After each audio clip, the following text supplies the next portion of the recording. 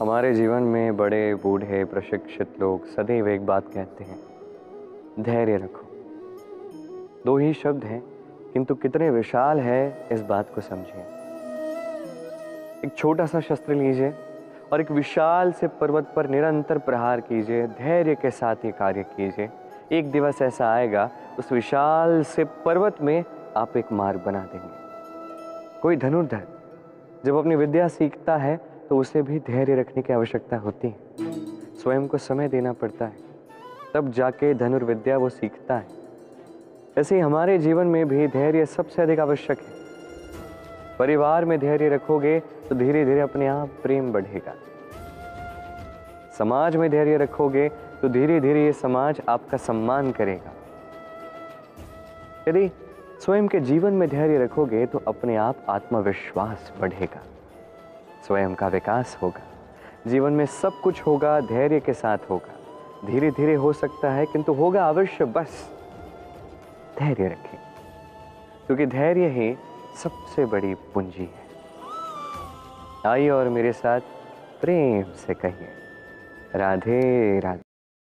हमारे जीवन में अनेक प्रकार के व्यक्ति आते हैं, कुछ हमारे साथ रह जाते हैं तो कुछ हमसे बिछड़ जाते हैं, कुछ अच्छे होते हैं तो कुछ बुरे होते हैं। किंतु हम सदैव उसी समय को कोसते हैं जहाँ पे ये बुरे व्यक्ति हमारे जीवन में आते हैं, हमें बुरे अनुभव देते हैं, दुख देते हैं, तनाव देते हैं।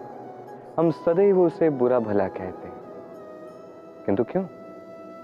ये बुरे भले व्यक्ति, ये अच्छे बुरे व्यक्ति सभी के जीवन में आते हैं और सभी को एक अमूल्य सीख दे जाते हैं।